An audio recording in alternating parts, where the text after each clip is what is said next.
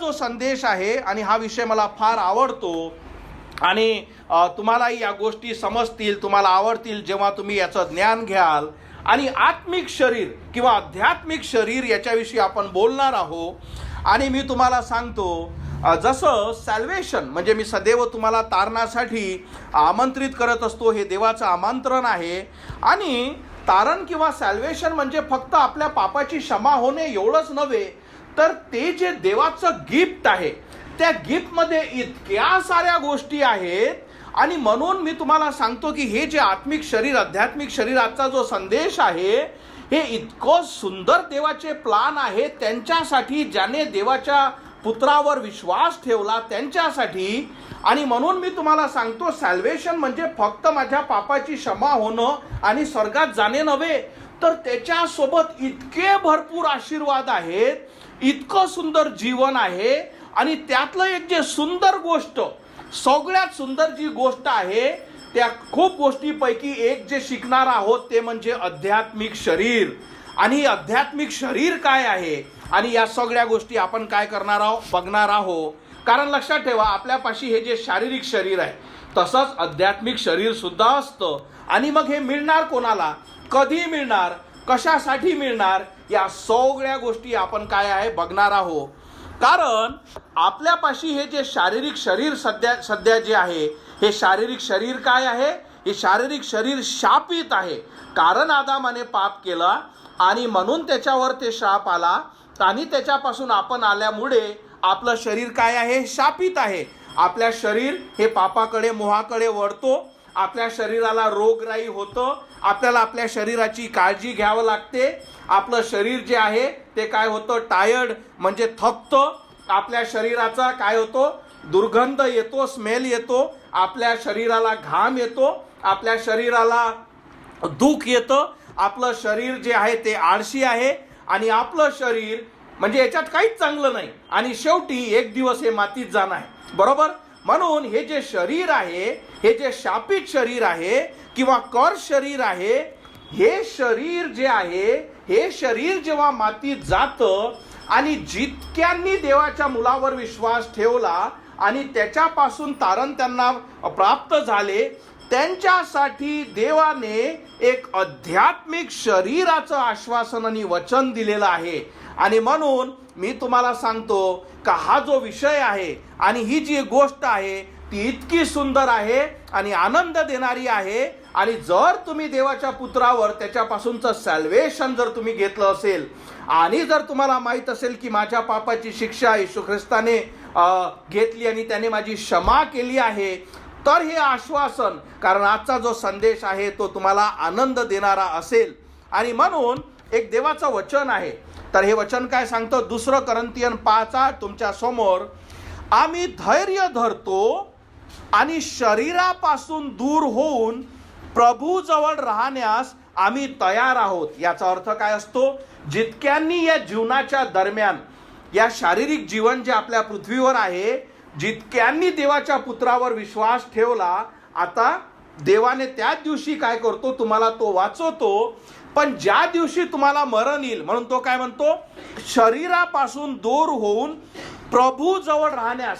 म्हणजे जसा एका तारलेला व्यक्ती मरतो, तो त्याच समय सरळ स्वर्गात देवाजवळ त्याचा आत्मा असतो. पण त्याचं शारीरिक शरीर जे आहे, हे जे आपलं जे शरीर आपण बोललो आहे जगिक, हे काय करतो, गाळल्या जातो, बरोबर.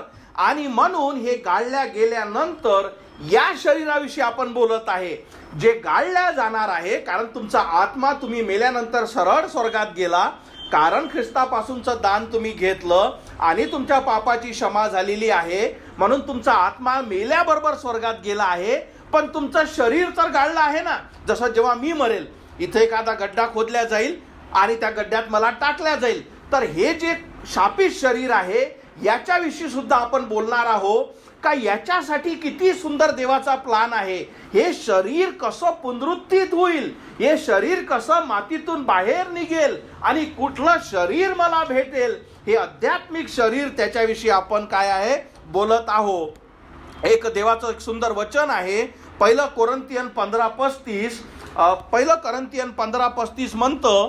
कारण आपल्याला हा प्रश्न असेल किंवा लोकही प्रश्न विचारतील का तुझं शरीर हे मातीत, तो व्यक्ती मरतो आणि ते तर मातीत टाकलं, आत्मा स्वर्गात गेला, मग हे आध्यात्मिक शरीर कुठून आलं आणि कधी भेटेल? तर या सगळ्या प्रश्नाचं उत्तर तर लक्षात ठेवा, जर तुम्ही तारलेले आहात तर तुम्ही या गोष्टीकडे अटेन्शन द्या, लक्ष द्या की माझ्या सोबत काय होणार आहे. आणि म्हणून पहिली गोष्ट मी तुम्हाला सांगितो की जसे आपण मरतो, आत्मा स्वर्गात जातो, आपले लोक आपल्याला मातीत गाडतात. आता हे मातीतलं गाडलेलं जे शरीर आहे, ते जे शरीर आहे पुन्हा देव मातीतून पुनरुत्थित करेल. म्हणजे जसा प्रभू येशू ख्रिस्त मरणातून उठला आणि त्याला आध्यात्मिक शरीर मिळालं, तसा प्रत्येक तारलेला व्यक्ती ज्याचं शरीर मातीत गाडलेलं आहे त्याला आध्यात्मिक शरीर हे देवाने काय केलं आहे? देऊ केलं आहे. आणि म्हणून मी सांगतो, कमीत कमी हा संदेश ऐकून, हे सत्य ऐकून तरी तुम्हाला समजलं पाहिजे की अरे इतके मोठे आशीर्वाद मी कसे मिस करणार आणि का मी याच्यापासून पळत आहे. म्हणून हे संदेश ऐकून सुद्धा तरी सुद्धा तुम्हाला, ज्यांनी अजून देवाच्या पुत्रावर तारणासाठी विश्वास ठेवला नाही, कमीत कमी आजचा संदेश ऐकून का इतके सारे आशीर्वाद मी मुकणार, कारण हे त्यांच्यासाठी आहे जे तारल्यानंतर ज्यांचं मरण झालं. आणि म्हणून त्यांच्यासाठी हे आहे.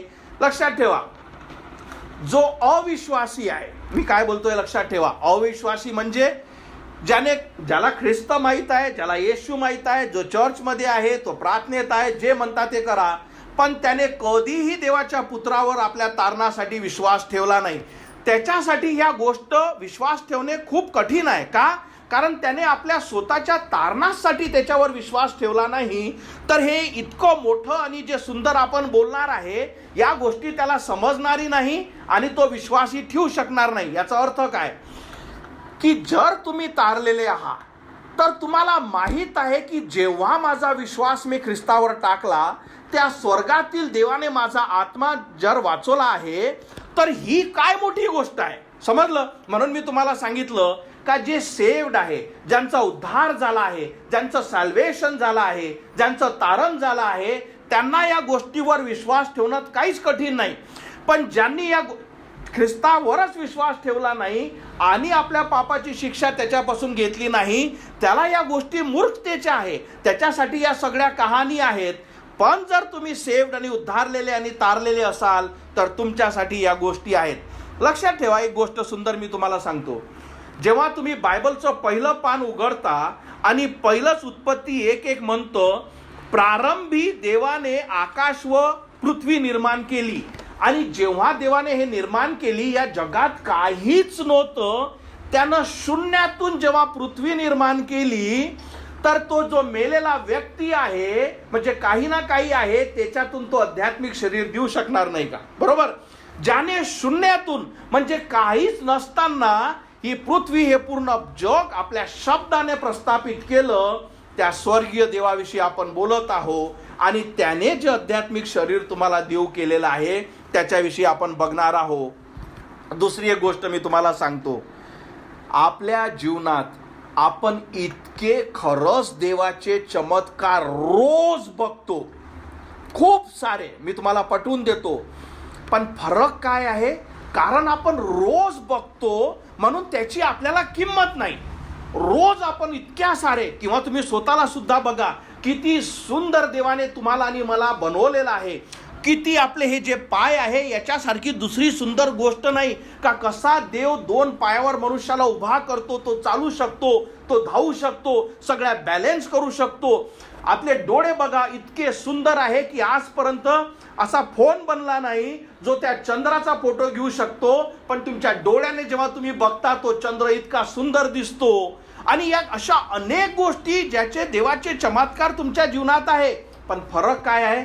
ते सहज आपल्याला रोज होतात, म्हणून त्या गोष्टीचं आपल्याला महत्व नाही.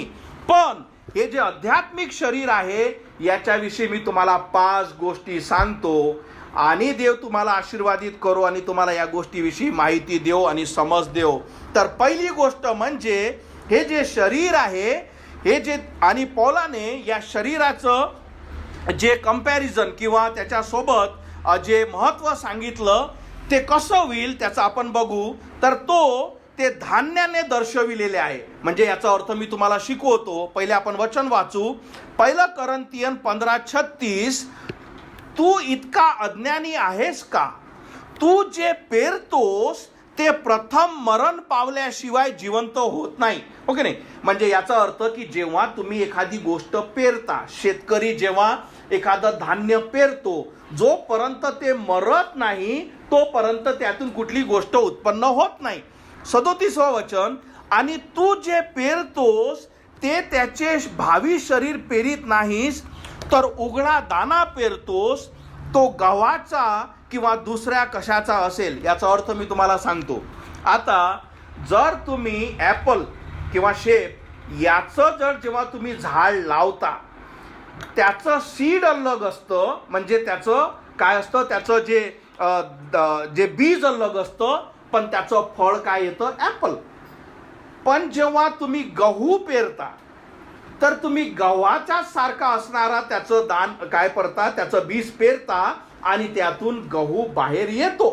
तर पॉल इथं काय सांगत आहे, जसं आपलं शरीर आपण जेव्हा काय करतो, आपल्याला गाळण्यात येतं आणि जसं त्या गव्हाचं पेरल्यात येतं आणि ते गव्हाचं जे बीज आहे ते काय होतं, आधी जमिनीत मरतं, त्याच्यात जीवन असतं जरी तो मेला, आणि त्याच्यातून मग हळूहळू कोंब बाहेर येतात आणि हळूहळू त्यातून सुंदर झाड बाहेर येतं आणि पीक येतं आणि त्याला गहू लागतात. तसंच देव इथे सांगत आहे का तुमचं शरीर, आता इकडे लक्ष द्या, जरी मी काय सांगितलं, जरी बीज पेरलं ते मरतं, पण जर मरतं तर मग झाड कसं निघेल, कारण मेल्यातून झाड निघत नाही, तर त्याच्यात जीवन असतं आणि म्हणूनच झाड बाहेर येतं. आता आपल्याकडे या, आपण जेव्हा मरतो बरोबर, आणि जेव्हा तुम्ही देवाच्या पुत्रावर विश्वास ठेवला, एक देवाचं वचन सांगतं की आणि जिवंत, एक वचन मी तुमच्यासाठी वाचतो, योहान 11:26 म्हणतं, आणि जिवंत असलेल्या प्रत्येक जण जो माझ्यावर विश्वास ठेवतो तो कधीही मरणार नाही. यावर तू विश्वास ठेवतोस का? याचा अर्थ का, जसे तुम्ही जिवंत असताना जरी तुम्ही मरत आहात, जरी तुम्ही मरून तुमचं शरीर मातीत जात आहे, पण तुम्ही जिवंत देवाच्या पुत्रावर विश्वास ठेवल्यामुळे तुम्हाला एक जिवंत देवापासूनचा आत्मा दिला जातो. आता जेव्हा तुम्ही मरता, तुमचं शरीर हे मातीत मरतं, त्याच्यात असं काहीच नाही, पण तुमच्यापाशी जिवंत देवाचा आत्मा दिला गेला असल्यामुळे त्याच्यात जीवन आहे आणि म्हणून आध्यात्मिक शरीर बाहेर येतं. म्हणून तुम्हाला सांगितलं सॅल्वेशन किती महत्वाचं आहे, कारण तुमच्या शरीरामध्ये, म्हणून तर वचन काय आहे, ज्याच्यापाशी पुत्र त्याच्यापाशी काय जीवन, ज्याच्यापाशी पुत्र नाही त्याच्यापाशी जीवन नाही. याचा अर्थ जर तारल्याशिवाय तुम्ही मरता, जर ख्रिस्ताला स्वीकारल्याशिवाय तुम्ही मरता, आता तुम्ही मेल्यावर तुमच्यात जीवनच नाही तर बाहेर येणार काय? समजलं? म्हणून सॅल्वेशन काय महत्वाचं आहे, कारण ज्याच्यापाशी पुत्र त्याच्यापाशी जीवन. जेव्हा गव्हाचा दाना मातीत जातो तो मरतो, पण त्याच्यात जीवन असल्यामुळे तो बाहेर येतो, बरोबर. म्हणून ज्याच्यापाशी देवाचा पुत्र आहे, जरी तो स्वतः मेला आणि मातीत गेला, फरक पडत नाही त्याला किती वर्ष झाले, पण जेव्हा पुनरुत्थानाचा दिवस येईल आणि तेव्हा जेव्हा देव हाक मारेल ते आपण बघू, कारण त्याच्यात जिवंत असताना देवाच्या पुत्राचं जीवन आहे. त्याला काय दिलं जातं? आध्यात्मिक शरीर. जे पेरलं आहे ते बाहेर येतं.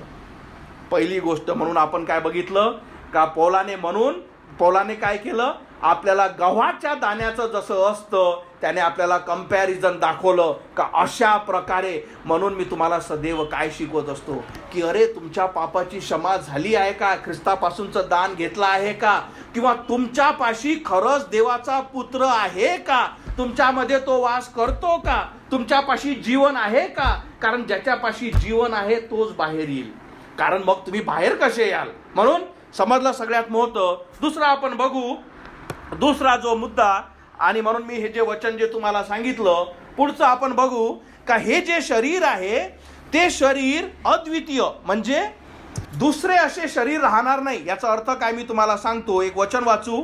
1 कोरिन्थियन 15:38 म्हणतं, आणि मग देवाने निवडल्याप्रमाणे तो त्यास आकार देतो, म्हणजे आध्यात्मिक शरीराविषयी, तो प्रत्येक दाण्याला त्याचे स्वतःचे शरीर देतो. याचा अर्थ जे पेरल्या जातं तशाच सारखा गहू बाहेर येतो, तसाच जेव्हा एक तारलेला व्यक्ती मरतो तो त्याच्याच सारखा पण अलौकिक किंवा आध्यात्मिक शरीराने बाहेर येतो. आपण असे येणार नाही का सगळे सारखे दिसून आले.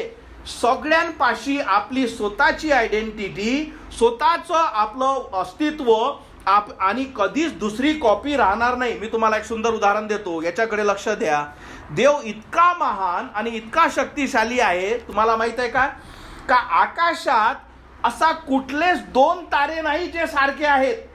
विचार करा, आकाशात इतके तारे आहे का त्याची तुम्ही म्हणजे मोजमाप करू शकत नाही, पण त्याच्यातला एकही तारा देवाने असा बनवला नाही जे सारखे आहेत.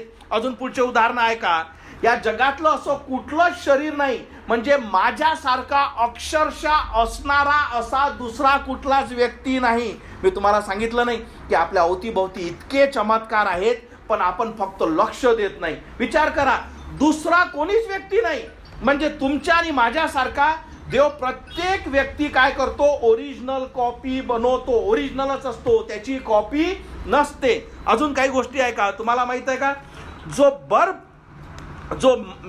ज्याला बर्फ आपण जो आकाशातून पडतो, ज्याला स्नोफ्लेक्स म्हणतात, त्या 2 स्नोफ्लेक्सचे 2 ज्या गोष्टी ते सारखे आकाराचे नसतात. म्हणजे तुम्हाला अरे हा स्नोफ्लेक आणि हा बर्फ बघ, हे दोन्ही सारखे आहे. विचार करा, म्हणजे एकही गोष्ट देव सारखी करत नाही. आणखी एक तुम्हाला सांगतो, एखादं झाड असतं, त्या झाडाचे कधीच तुम्हाला 2 पानं एक्झॅक्टली सारखे राहणार नाहीत. इतका सुंदर आणि इतका महान आणि इतका शक्तिशाली देव आहे. आणखी एक उदाहरण तुम्हाला सांगतो. तुम्हाला माहित आहे या जगात किती सारे लोक, मला 8-10 जेवढे करोड मिलियन्स असतील, बिलियन्स असतील, त्यातल्या एकाचाही बोटाचा ठसा दुसऱ्याच्या बोटासारखा नाही. म्हणजे माझ्या बोटाचा ठसा असा होणार नाही करे हा नितीनलाही मॅच झाला आणि त्या गावात त्यालाही मॅच झाला. हा देव, याच्याविषयी आपण बोलत आहोत. म्हणून हा देव जो कधीच कॉपी करत नाही, ओरिजिनल बनवतो. आणि हे देवाचे वचन काय सांगतं की जेव्हा मी मरेल आणि कारण देवाने मला पुत्राने जीवन दिलं आणि जेव्हा मी त्यातून बाहेर येईल, फक्त आता माझ्यापाशी शापित शरीर राहणार नाही, आध्यात्मिक शरीर राहील, पण मी नितीनच राहील. तुम्ही राहाल आणि ही आपली आयडेंटिटी राहील. आणि इतकं महान देवाचं कार्य आहे. पुढे आपण या गोष्टी बघू. तिसरं हे वचन सांगतं का हे जे नवीन शरीर जे देव देणार आहे ते परिपूर्ण पुनरुत्थान होईल. याचा अर्थ काय, आता जे तुम्हाला आणि मला सगळ्या समस्या आहे, सगळ्या रोगराई, सगळ्या चिंता, सगळ्या पापाच्या गोष्टी, या सगळ्या चालून जातील आणि नवीन शरीर देईल. आणि हे वचन बघा किती सुंदर आहे. 1 कोरिन्थियन 15:42 म्हणतं, आता हे जे वचन आहे याच्यात तुमचं शारीरिक शरीर जे आता तुमच्या जवळ आहे, माझ्या जवळ आहे, आणि आध्यात्मिक शरीर याचा कंपॅरिझन हे सांगत आहे. बघा काय म्हणतो, म्हणून मृतांच्या पुनरुत्थानाबद्दल असे असेल. पुनरुत्थान म्हणजे काय, जे मी तुम्हाला सांगत आहे का एक दिवस असा येईल का हे शरीर बाहेर निघेल आणि त्याच्याविषयी नंतर बोलू. पण तो म्हणतो शरीर जे जमिनीत पुरले गेले आहे ते नाश पावणारे. म्हणजे हे जे तुमचे आणि माझे शरीर आहे, कधी विचार केला का, सगळ्या गोष्टी आपण ज्या गोष्टीसाठी करतो या जगात, कशासाठी, आपल्या शरीरासाठी. माझ्या शरीराला आवडत नाही, माझ्या शरीराला हे पाहिजे, ते जे नाश पावणारे शरीर वचन सांगतं ते नाश पावणारे आहे. जे शरीर आता उठवण्यात येतील ते अविनाशी. पहिला म्हणजे अविनाशी, आता ते पुन्हा कधी खतम होणार नाही. किती सुंदर गोष्ट. आणि म्हणून मी तुम्हाला सांगत असतो की अरे या शरीराच्या गोष्टी पडू नका. जे सगळ्यात मोठं आहे त्याच्याकडे लक्ष द्या. म्हणून तो काय म्हणतो, जे पुरले आहे ते काय आहे, ते नाश पावणारे आहे. आणि जे शरीर उठवण्यात येईल ते अविनाशी असेल. जे अवमानात पुरले, म्हणजे जे अवमानात पुरले ते गौरवात उठवले जाईल. पुढे तो म्हणतो जे अशक्तपणात, कारण आपण सगळे अशक्त आहोत, हो की नाही, प्रत्येकाला समस्या आहे, आपण प्रत्येक गोष्टीत कमी पडतो, पण तो म्हणतो जे अशक्तपणात पुरले जाते ते सामर्थ्यात उठवले जाईल. कंपॅरिझन बघा, 44वं वचन, जे जमिनीत पुरले जाते ते नैसर्गिक शरीर आहे, जे उठवले जाते ते आत्मिक शरीर आहे. जे नैसर्गिक शरीर आहेत तर आध्यात्मिक शरीरे सुद्धा असतात. मला सांगा, खरंच मला एक विचारू द्या, आपण सगळ्या गोष्टी आपल्या ह्या नाश असणाऱ्या शरीरासाठी करतो आणि देवाचे वचन तुम्हाला इतकं सुंदर शरीर देऊ इच्छितो जे आत्मिक शरीर आहे, आणि ते फक्त तेव्हाच मिळतं जेव्हा तुम्ही खरंच देवाच्या पुत्रावर विश्वास ठेवला. म्हणून या चर्चद्वारे सदैव तुम्हाला जी सगळ्यात महत्त्वाची गोष्ट आहे ज्याच्यामुळे देवाने आपला पुत्र दिला की कोणाचाच नाश होऊ नये आणि तुम्हाला सार्वकालिक जीवन मिळावे, आणि म्हणून मी तुम्हाला सांगितलं तारण म्हणजे फक्त आपल्या पापाची क्षमा होणे नव्हे तर त्याच्या संग इतके सारे आशीर्वाद येतात, आणि त्यातली एक फक्त छोटीशी गोष्ट जे इतकी महान आणि सुंदर आहे ते आपण बोलत आहोत. पण हे कधी होते? फक्त माझा एक निर्णय. आणि सैतान तुम्हाला तीच एक गोष्ट होऊ देत नाही, कारण सैतानाला माहित आहे की यांच्यापाशी जे आशीर्वाद येतील, म्हणून तो फक्त या डिसिजन एक की नाही, तू चर्चमध्ये थांब, तू वचन ऐक, तू संदेश ऐक, तू सगळं ऐक, पण तू निर्णय घेऊ नको. आणि त्याच्याच मध्ये, कारण सैतानाला माहित आहे की जसे हे देवाच्या पुत्रावर विश्वास ठेवतील त्याला हाक मारशील, येशी माझी क्षमा कर, त्याला या सगळ्या गोष्टी दिल्या जाईल. पुढे आपण बोलू, एक सुंदर गोष्ट आपण पुढे बघू. आणि एक सत्य तुम्ही ऐका, जेव्हा देवाच्या पुत्राने, याच्याकडे लक्ष द्या, तुमच्यासाठी महत्वाचं आहे, कारण या गोष्टी मी सुद्धा शिकलो. जेव्हा देवाने आदामाला बनवलं, देवाने आदामाला त्याच्या प्रतिरूपीचा बनवलं. त्याच्यानंतर आपण आलो. तुम्ही आणि मी जे बघतो, आपण आदामाला जसं देवाने पहिले बनवलं होतं पापाच्या आधी, तसे नाही. आदाम जेव्हा पापात पडला तेव्हा देवाने त्याला शापित केलं, तेव्हापासून त्याचं शरीर शापित झालं, आणि आपल्या ज्या कॉपी आहेत त्या शापित आदाम जो आहे त्याच्यासारखे आपण आहो. समजला फरक काय समजत आहे? म्हणून देवाने जेव्हा आदामाला किंवा मनुष्याला सुरुवातीला बनवलं, तो मनुष्य जर खरंच तुम्ही बघितला आणि तुम्ही जेव्हा स्वतःला बघाल, तुम्हाला कळेल का हे काय आहे मी. का? कारण आपल्या पापांमुळे हे शरीर शापित आहे, आणि म्हणून आपल्यापाशी हे असं वाईट शरीर आहे ज्याला या सगळ्या समस्या आहे. आणि म्हणून हे खूप, जसं मी तुम्हाला आणखी एक उदाहरण देतो, कदाचित फक्त तुम्हाला हा मेसेज समजावा. डेपोवर काही लाल गाड्या आहेत, त्यांचे क्लचेस, त्यांचे गेअर सगळं हालत राहतं, तरी ते ड्रायव्हर चालवतात आणि लोक बसतात. ती जी लाल डब्याची जी गाडी आहे ते गाडी आपण आहोत. आणि समजून घ्या, आता एक जे इलेक्ट्रिक गाड्या आल्यात ज्या पॉश चालणाऱ्या आहेत, हे उदाहरण जरी बरोबर नसलं पण फक्त तुमच्या विचारात आणण्यासाठी की देवाची योजना ती होती आणि हे खटारं किंवा वाईट आपल्यासाठी आपल्या पापांमुळे. पण जेव्हा तुम्ही खरंच, जेव्हा देवाने आदामाला बनवलं, जेव्हा जर तुम्हाला ते जर दिसेल, तुम्ही स्वतःला बघून म्हणाल का हे मी काय आहे. देवाची ही योजना बिलकुल नव्हती. तुम्हाला माहिती आहे का सायंटिस्ट काय म्हणतात? आपल्या डोक्याचा जेव्हा आपण विचार करतो, म्हणजे सांगण्याचं तात्पर्य, या जगात तुम्ही बघता का मनुष्याने इतकी प्रगती केली, सायंटिस्ट म्हणतात की फक्त 1% डोक्याचा उपयोग करते मनुष्य. कारण आपली एबिलिटी, आपला विचार करण्याची क्षमता, या सगळ्या गोष्टी आपल्या पापामुळे, या वाईट शरीरामुळे काय झाल्या आहेत, खराब होत गेल्या आहेत. समजलं तुम्हाला मी काय बोलत आहे? आणि म्हणून देवाची योजना काय आहे की तुम्हाला आणि मला आध्यात्मिक शरीर देणे. त्या प्रत्येकाला देवाने देऊ केला आहे ज्याने देवाच्या पुत्रावर विश्वास ठेवला. पुढे आपण बघू. चौथं जे देव म्हणतो का हे जे शरीर जे आहे हे कसे राहतील, तर येशू सारखे. विचार करा, देवाचा पुत्र जेव्हा मारण्यात आला, गाळण्यात आला, आणि तिसऱ्या दिवशी जेव्हा मरणातून उठला, त्याला जे आध्यात्मिक शरीर, म्हणून वचन सांगतं की तो मरणातून उठलेला प्रथम फळ आहे. आणि म्हणून हे जे डॉक्ट्रिन किंवा हे जे शिकवण फार महत्वाची आहे. म्हणजे काय? कारण जोपर्यंत देवाचा पुत्र हा या पृथ्वीवर आला, माझ्या पापासाठी मारण्यात आला, गाडण्यात आला आणि तिसऱ्या दिवशी तो पुनरुत्थित झाला, मरणातून उठणारा तो पहिला आहे, देवाचा पुत्र आहे, हे जोपर्यंत तुम्ही विश्वास ठेवत ना, म्हणूनच तर देवाचं वचन सांगतो तो की मेल्यातून तो पहिला असल्यामुळे जितक्यांनी त्याच्यावर विश्वास ठेवला त्यांनाच त्याच्यासारखी पुनरुत्थित शरीर मिळेल. आणि म्हणून हे जे शरीर आहे हे कसे राहील, हे देवाच्या पुत्रासारखे. आपण वचन वाचू, 1 कोरिंथियन 15:45 म्हणतं, आणि तेच पवित्र शास्त्र सांगते, पहिला मनुष्य, आता या सगळे सत्य समजण्याचा आणि ऐकण्याचा प्रयत्न करा. पहिला मनुष्य आदाम हा जिवंत प्राणी झाला, पण ख्रिस्त जो शेवटचा आदाम झाला तो जीवन देणारा आत्मा झाला. दोघांमधला फरक बघा, का आपण जे आहोत आपण आदामाची कॉपी होतो, पण जसे आपण ख्रिस्तावर विश्वास ठेवतो तो जीवन देणारा आहे. 46 वचन, परंतु जे आत्मिक ते प्रथम नाही, म्हणजे पहिला कुठलाच व्यक्ती आत्मिक नसतो, तर जे नैसर्गिक ते प्रथम, मग जे आध्यात्मिक आहेत ते.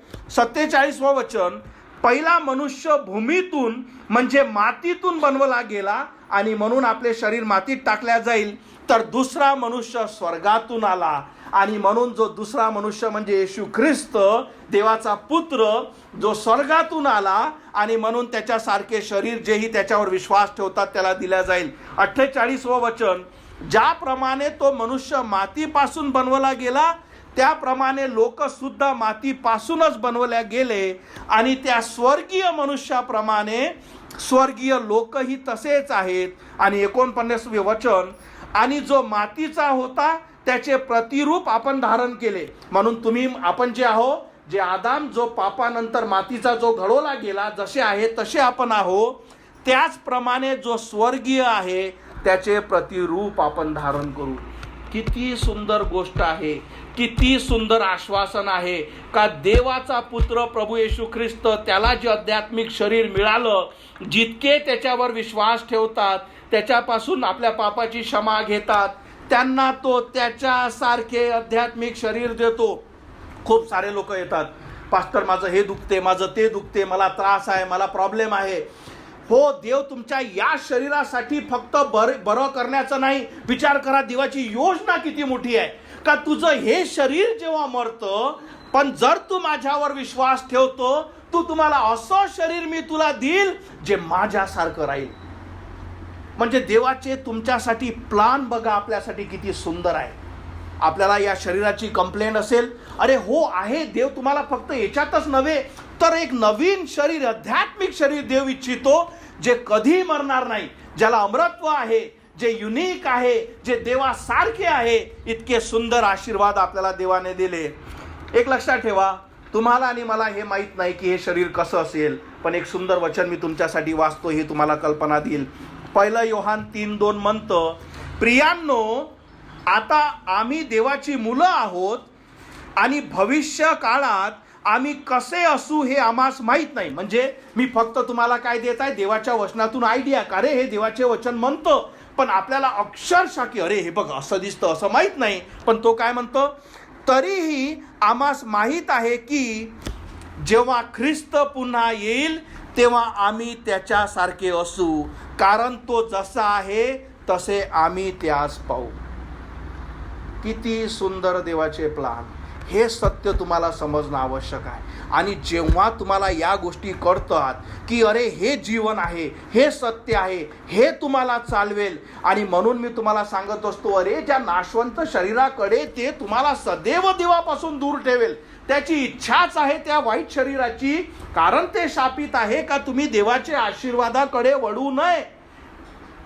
इतके मोठे देवाचे आध्यात्मिक शरीर, याच्यासारखं दुसरं कुठलं सुंदर आहे, याच्यासारखं असं कुठलं आहे तुमच्याजवळ. आपण रोज आपल्या शरीराला त्रास किंवा आपण कर्ज करतो का मला हे रोग आहे, मला हे बिमारी आहे, माझं हे दुखते, माझं हे मेडिसिन आहे, मला पैसे नाही आणि मला या डॉक्टर. अरे त्याच्यापेक्षा किती सुंदर देवाचा प्लान आहे. देव म्हणतो की ते शरीर मातीत जाईल, मी एक नवीन शरीर तुला देईल जेव्हा तू माझ्यावर विश्वास ठेवतो. शेवटचा एक आपण बघू की या शरीराला अमरत्व आहे. आज सगळ्यात मोठी गोष्ट तुमच्या आणि माझ्यापाशी काय आहे? मरणाची भीती. मरण म्हणजे काय? काय एक दिवस मी मरेल, माझा आत्मा निघून जाईल, माझं शरीर मातीत गाळल्या जाईल. पण जर तुम्ही देवाच्या पुत्रावर विश्वास ठेवला आणि त्याच्याद्वारे तुमच्यापाशी जीवन आहे, ते जे आध्यात्मिक शरीर तो तुम्हाला देणार आहे, त्याला कधी मरण नाही. विचार करा, त्या आध्यात्मिक शरीराला कधीच मरण नाही.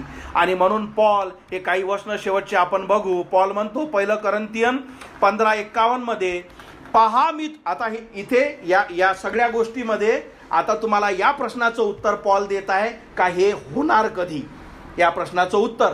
तर पहिली गोष्ट, जेव्हा तुम्ही मरता त्याच्या आधी जेव्हा देवाच्या पुत्रावर तुम्ही विश्वास ठेवला, त्याच्यापासूनचं तारण तुम्ही घेतलं, तुम्हाला खात्री आहे का माझ्या पापाची क्षमा झाली आहे? तुम्हाला खात्री आहे का त्याने मला वाचवलं आहे? एक दिवस आहे की मी त्याला हाक मारली. आणि हे झाल्यानंतर जेव्हा तुम्ही मरता आणि देवाचं वचन सांगतं, पहा मी तुम्हास एक रहस्यमय सत्य सांगत आहे, आपण सर्व मरणार नाही, आपण सर्व बदलून जाऊ.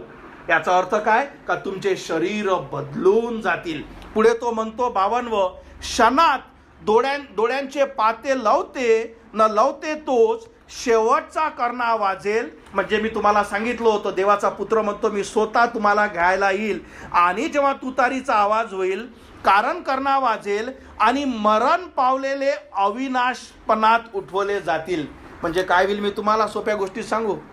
विचार करा, देवाचा पुत्र येण्याच्या आधी नितीन इंगळे हा पास्टर मेला, आणि जर तुम्ही ख्रिस्ताला स्वीकारला, हे साक्ष तुमची सुद्धा, आणि माझी एक कबर राहील, कबरीवर मोठी माती टाकली राहील, कधीतील खूप दिवस झाले असल्यामुळे कबरही माहीत पडणार नाही.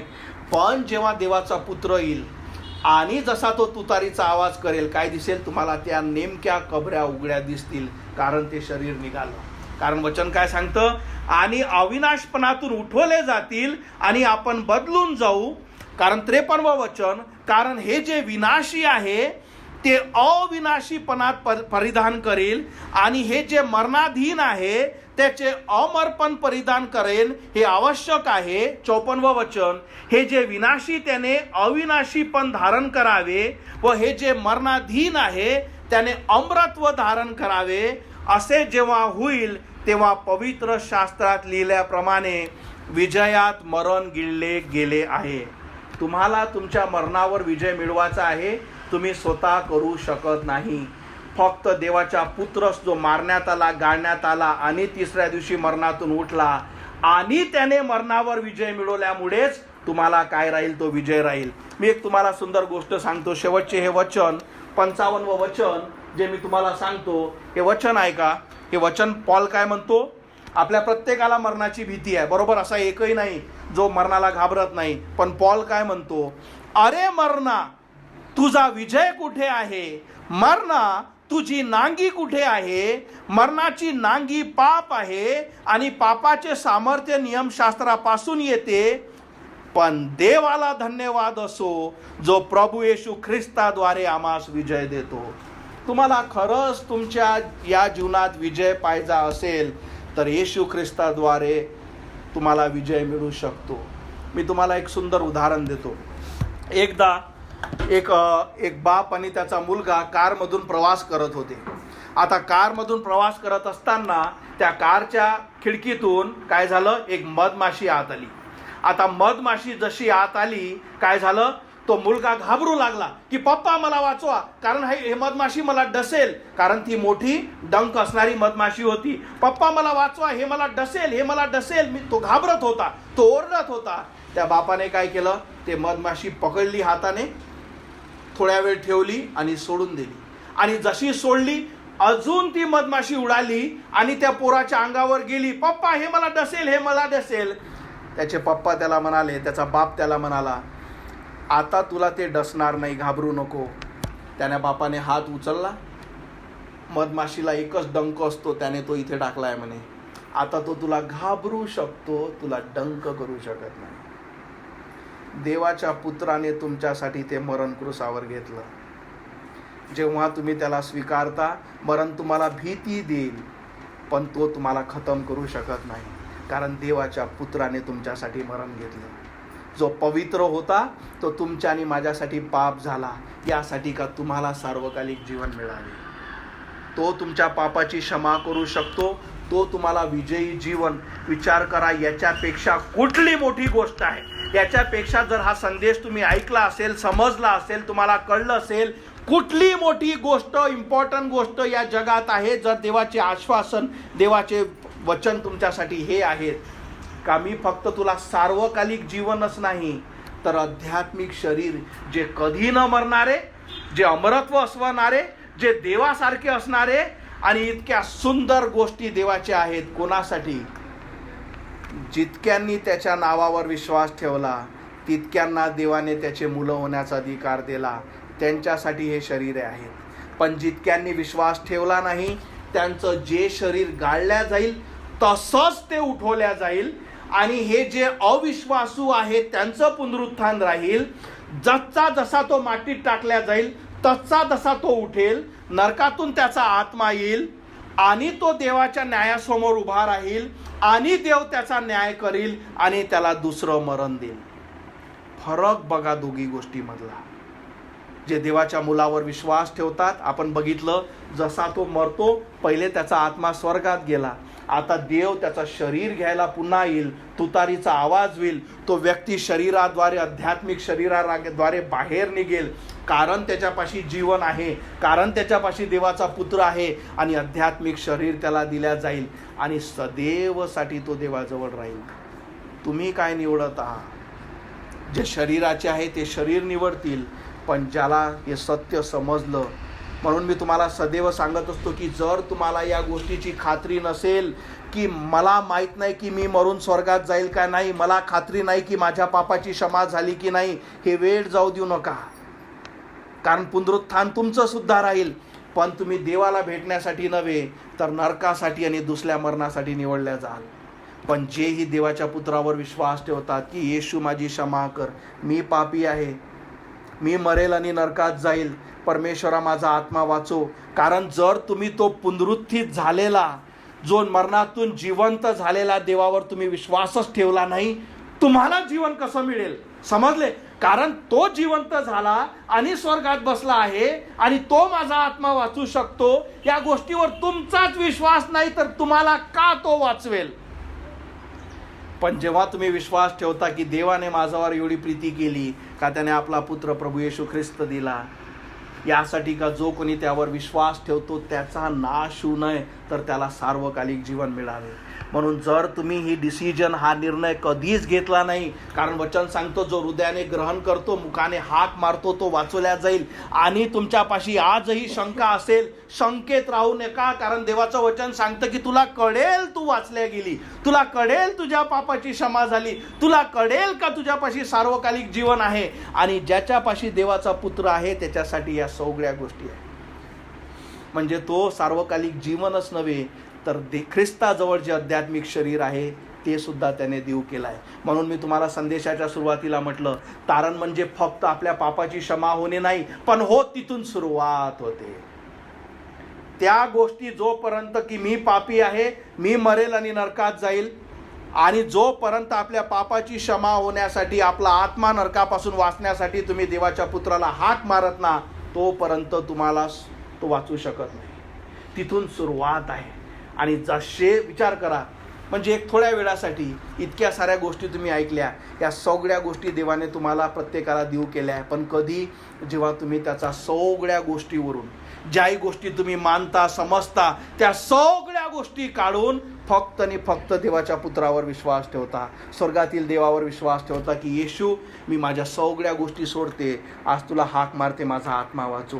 जसे तुम्ही एक डिसिजन घेता, म्हणून तुम्हाला समजतं मी जे तुम्हाला सांगत होतो का सैतान संदेशादरम्यान तुमचा झोप, तुमचा फोन, तुमचे विचार, सगळ्या गोष्टी का करतो? कारण जर तुम्ही हे ऐकलं आणि तुम्ही जर ती डिसिजन घेतली तर तुमचा आत्मा वाचून जाईल. पण म्हणून मी तुम्हाला सांगितलं, पण तुमची स्वइच्छा, जर तुम्हाला शाश्वत नसेल हा संदेश जाऊ देऊ नका. हे आशीर्वाद तुमच्यापाशी तेव्हाच राहतील जेव्हा तुमच्यापाशी देवाचा पुत्र आहे. कारण गव्हाच्या दाण्याविषयी आपण ऐकलं, गव्हाचा दाणा मरतो पण त्याच्या जीवन असल्यामुळे तो बाहेर येतो. तसंच ज्याच्यापाशी जीवन आहे ज्याच्यापाशी देवाचा पुत्र आहे त्याच्यापाशी जीवन आहे. आणि जेव्हा तुम्ही मरता, कारण तुमच्यापाशी जीवन आहे म्हणून तो बाहेर येईल आणि त्याला आध्यात्मिक शरीर मिळेल. आपण प्रार्थना करू, आपले डोळे बंद करू, आपल्या मानाखाली घालू. जसं मी तुम्हाला सांगितलं, आजचा आपण जो संदेश बघितला हे त्याच्यासाठी आहे की ज्याने देवाच्या पुत्रावर विश्वास ठेवला, ज्याच्या पापांची क्षमा झाली. या सगळ्या गोष्टी मला सांगा, जेव्हा आपण या गोष्टी नकारतो, याचा अर्थ हे जितके आशीर्वाद तुम्ही ऐकले ना, जितक्या गोष्टी तुम्ही ऐकल्या, या सगळ्या गोष्टी ओलांडून तुम्ही नरकाकडे जाणे इच्छिता, याच्यासारखं किती वाईट आहे. कारण तुम्हाला नरकात जाण्यासाठी हे जे सत्य तुम्ही चर्चद्वारे ऐकता, हे जे आजचा संदेश तुम्ही ऐकला, हे सगळं नकारावं लागेल आणि याच्याहून ओलांडून जाऊन की मी नरकाकडे जाते, याच्यासारखं दुसरं वाईट नाही. पण जर देवाचं वचन तुमच्या संग बोललं, आज देवाने तुम्हाला चर्चमध्ये यासाठी आणलं, यासाठी कारण देव तुमच्यावर प्रेम करतो. देवाची इच्छा आहे का तुमच्या आत्म्याचा नाश होऊ नये. देवाची इच्छा आहे का तुम्ही त्याला हाक मारावी. कारण आपण सर्व त्या देवासमोर दोषी आहोत, एकही खरा नाही. सर्वांनी पाप केले आणि देवाच्या गौरवाला उणे पडले आहे. पापाची शिक्षा मरण आहे, अनंताचं नरक आहे, नंतर न्याय आहे, नंतर दुसरं मरण आहे, नंतर आत्मा अनंत काळच्या अग्नीत, कधी न विझणाऱ्या अग्नीत टाकल्या जाईल. पण देवाची इच्छा आहे का तुमची क्षमा व्हावी, म्हणून देवाने आपला पुत्र प्रभू येशू ख्रिस्त पाठवला.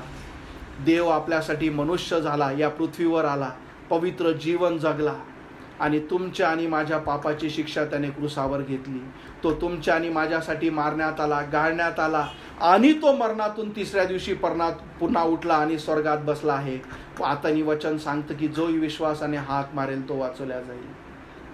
वचन सांगतं की जो हृदयाने ग्रहण करतो, मुखाने कबूल करतो की येशू मी विश्वास ठेवतो तू देव आहे आणि येशू मी विश्वास ठेवतो तू माझ्या पापाची क्षमा करू शकतो, माझा आत्मा वाचो परमेश्वरा, मला अनंताचं जीवन दे माझ्या राजा.